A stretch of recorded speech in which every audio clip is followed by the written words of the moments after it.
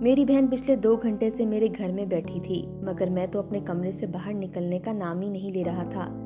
ये चौथी मर्तबा था जब मेरा छोटा बेटा मुझे कहने आया कि अब्बा, पप्पू बार बार कह रही हैं कि तुम्हारे अब्बा बाहर कब आएंगे, क्या इनको नहीं पता कि मैं आई हुई हूँ। इस मर्तबा जब मेरा बेटा मुझे बताने के लिए आया तो मैं उठ बैठा था।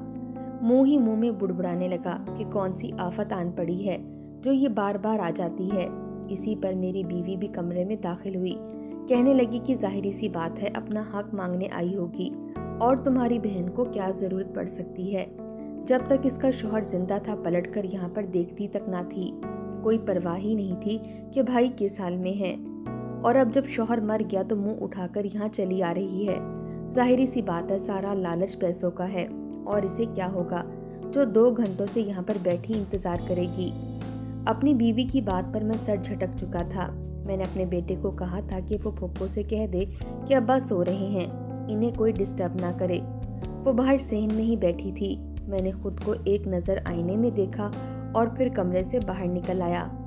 सहन में ही पीछे चारपाई पर मेरी बहन बैठी थी। इसने सफ़ेद बड़ी सी चादर कंधे पर रखी थी, उंगलियां चटकती हुई शायद मेरा ही इंतजार कर रही थी। जैसे इसकी नज़र मुझ पर पड़ी, अपने चेहरे पर मुस्कुराहट ले आई और उठ खड़ी हुई। मेरे पास आकर कहने लगी कि भाई आप उठ गए, आपकी तबीयत तो ठीक है। मैं आपके कमरे में आने ही वाली थी, मगर छोटी ने बताया कि आप अभी भी सोए हुए हैं, इसलिए आपको जगाना मुनासिब नहीं लगा। मेरी बहन मुस्कुराकर आगे बढ़ी थी ताकि मेरे बगलगीर हो सके, मगर अगले ही पल मैं इसे दूर से ही हाथ उठाकर कह चुका था कि हाँ हाँ ठीक है, बस रमज़ान है ना, तो दुकान रात देर तक खोलनी पड़ती है। आगे भी आई थी, आपसे मुलाकात ही नहीं हुई। मेरी बहन मेरे करीब आते आते रुक चुकी थी। मैं वहीं सेन में ही बैठ चुका था। वो भी मेरे सामने चारपाई पर बैठी मुझसे मेरी सेहत और बच्चों के बारे में पूछ रही थी, और मैं सरसरी सा जवाब दिए जा रहा था। जानता था कि वो तमहीद पर तमहीद बांधे जा रही है। आखिर में गला खनकार कर कहने लगा कि क्या बात है जवेरिया, किस लिए आई हो।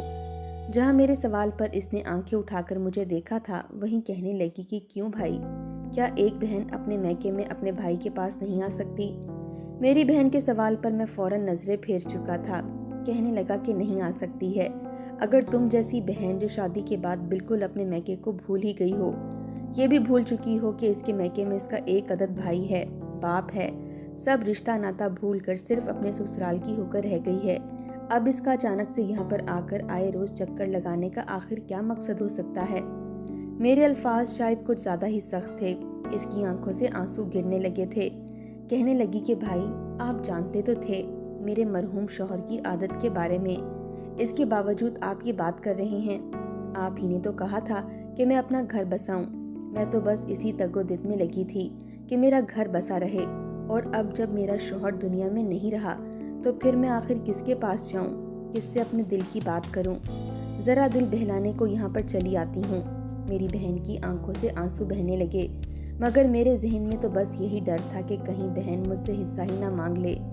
इसी खातिर तो मैं इसके साथ ये सख्त रवैया रख रहा था, ताकि इसके दिल में अगर इस तरह की कोई बात है भी तो वो अपने मुंह से कुछ बोल ही ना सके।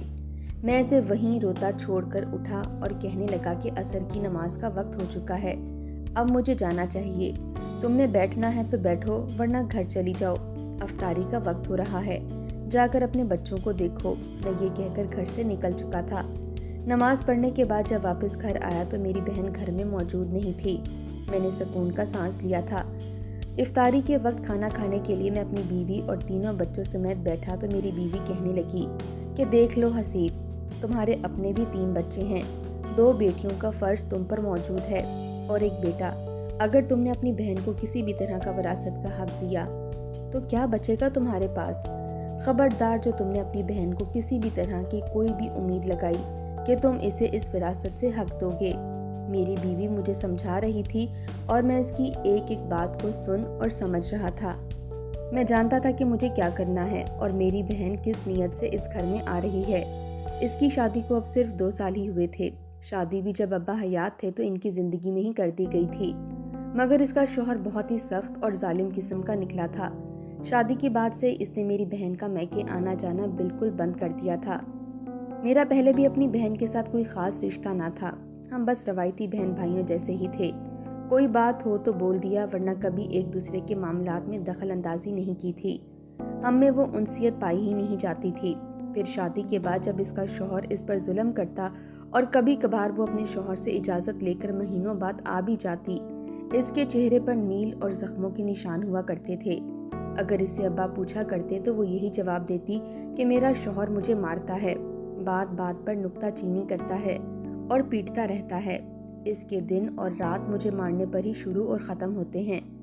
میرے ابا تو بستر مرگ پر پڑے تھے، چل پھر نہیں سکتے تھے۔ مجھ سے کہنے لگے کہ جا کر اپنے بہنوئی سے بات کرو، آخر کیوں وہ تمہاری بہن کے ساتھ اس طرح کا رویہ روا رکھتا ہے۔ یہ تو امید سے بھی ہے، اگر کل کو کوئی مسئلہ ہو گیا تو کیا ہوگا، وہ کیوں جلاد بنا پھرتا ہے۔ مگر میں فوراً سے یہی کہہ دیتا کہ میں نے جا کر بات کی تو طلاق لے کر یہاں آ کر بیٹھ جائے گی۔ میرے جو حالات چل رہے ہیں نا، میں اس کا بوجھ نہیں اٹھانے والا۔ کل کلاں کو اس کا بچہ ہو جائے گا تو اس کی ذمہ داری کیا میں اٹھاتا پھروں گا؟ میرے اپنے بھی بچے ہیں، اپنے بھی 100 خرچے ہیں۔ پہلے ہی اس کو ٹرک بھر جہیز دیا، لاکھوں روپے اس کے جہیز پر خرچ کیے تاکہ اپنے سسرال میں جا کر خوش رہے۔ اب یہ سب کچھ برداشت کرے، مجھ سے نہیں ہوگا۔ بہتر ہے کہ اپنے شوہر کا دل جیتے اور اسی کے ساتھ خوش رہے۔ اس کے بعد کئی مہینوں تک میری بہن واپس ملنے نہیں آئی تھی، مگر پھر یہ بات پتہ چلی کہ اس کے شوہر کو کینسر ہو گیا ہے۔ کینسر جیسا موذی مرض اس کے شوہر کو کھا چکا تھا، وہ بیوہ ہو چکی تھی۔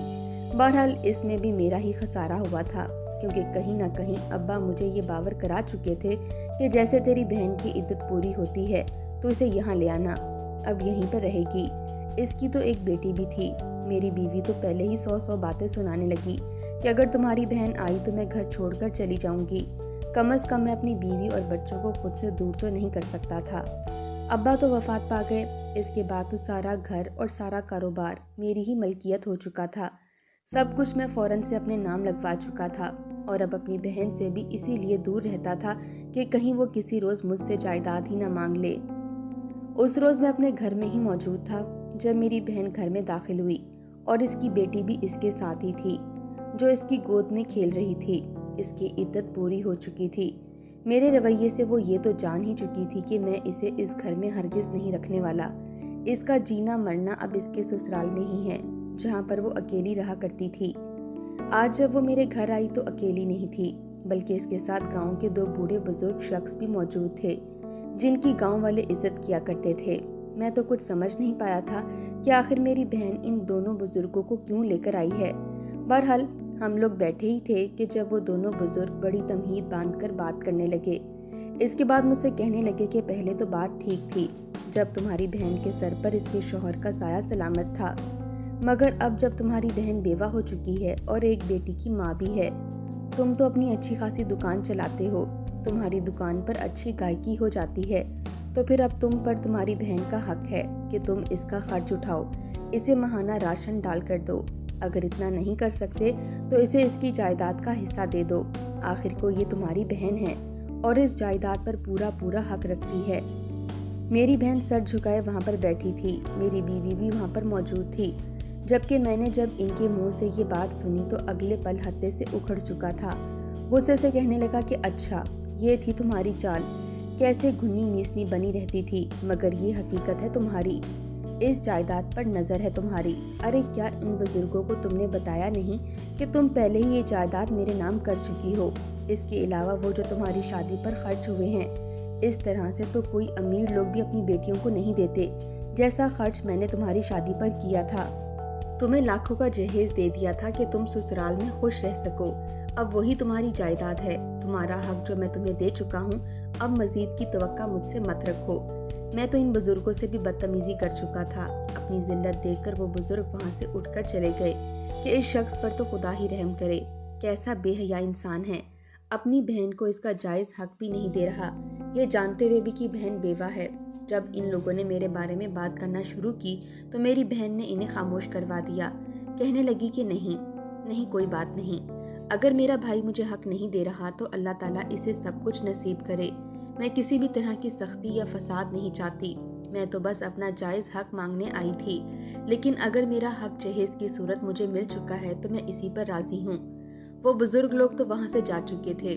گھر سے جانے سے پہلے میری بہن نے ایک مرتبہ پھر مسکرا کر مجھے دیکھا، گویا اسے مجھ سے کوئی شکایت ہی نہ ہو۔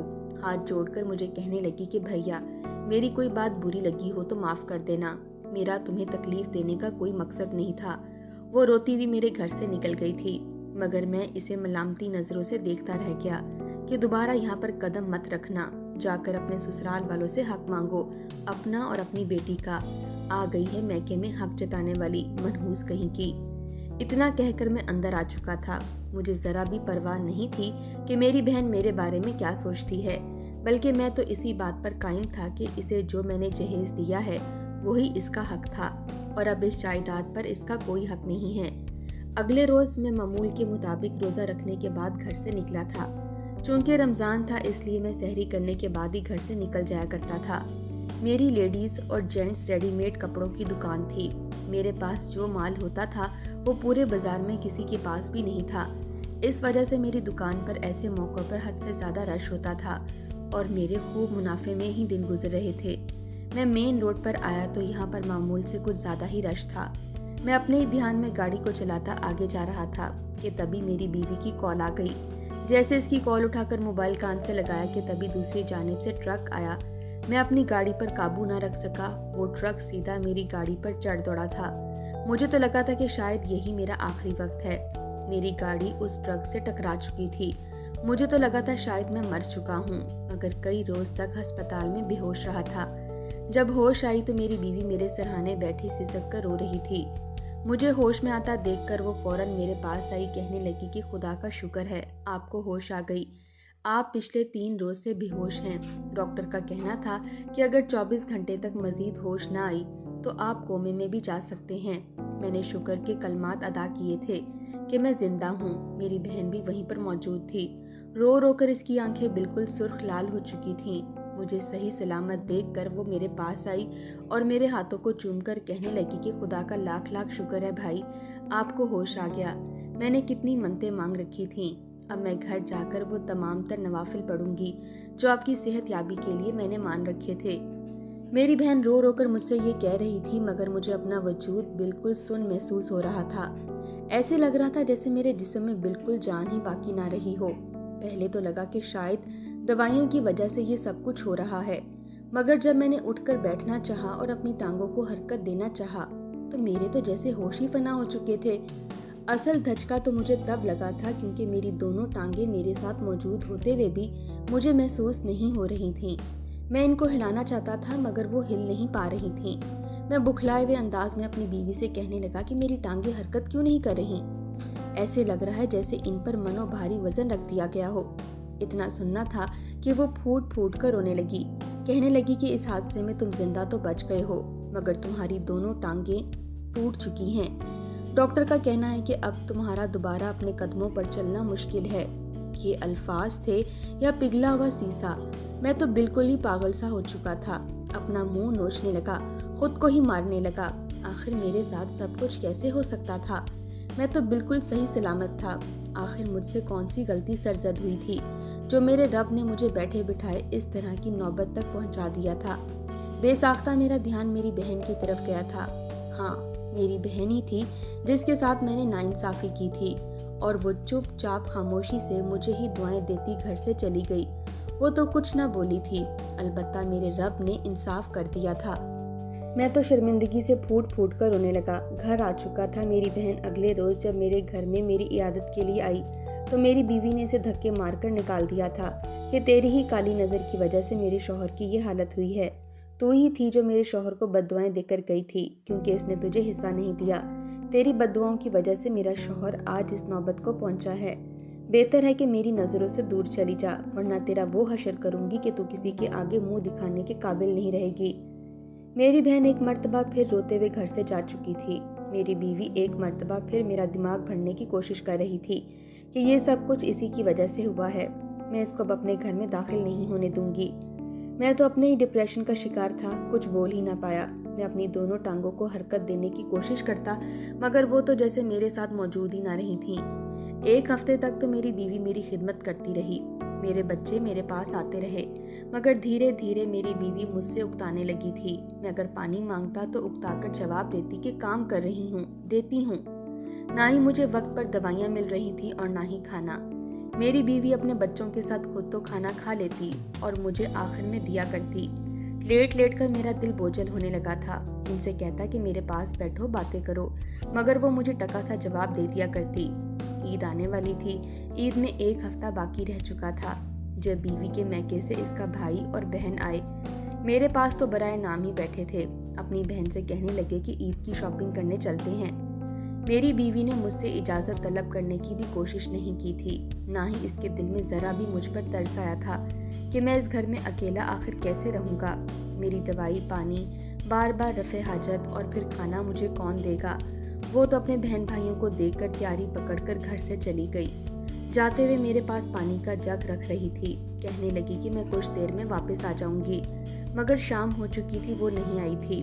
बड़ी ही मुश्किलों से मैंने अपना फ़ोन उठाकर इसे कॉल मिलाई तो कहने लगी कि मैं मैके आ गई हूँ। इन लोगों का कहना है कि यहीं रहूँ जब तक ईद नहीं हो जाती। बीवी के मुंह से सुना तो मैं हैरान हुआ। कहने लगा कि तुम्हें मेरी कोई फिक्र है भी कि नहीं, किस हालत में हूँ मैं और तुम वहाँ पर जाकर ईद मना रही हो। मेरी बात सुनकर बीवी कहने लगी कि अगर ये हालत है तो मैं क्या करूँ। अब मैं अपने बहन भाइयों के साथ उठना बैठना छोड़ दूँ। बुलवा लो अपनी बहन को, आकर करती रहे वो तुम्हारी खिदमत।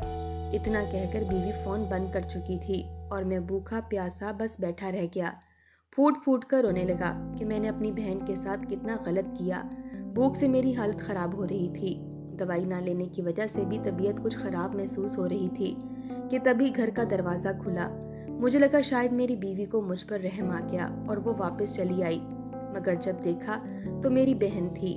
मुझे इस हालत में देखकर फौरन मेरे पास आई। कहने लगी कि आप घर में अकेले क्यों हैं, भाभी कहाँ हैं। मैं रोते हुए से बताने लगा कि वो मुझे छोड़कर चली गई है अपने मैके। कह रही थी ईद के बाद वापस आऊंगी। इतना कहकर मैं फूट फूट कर रोने लगा। इससे माफिया मांगने लगा कि मुझे माफ कर दो, मैंने तुम्हारे साथ बहुत बुरा किया।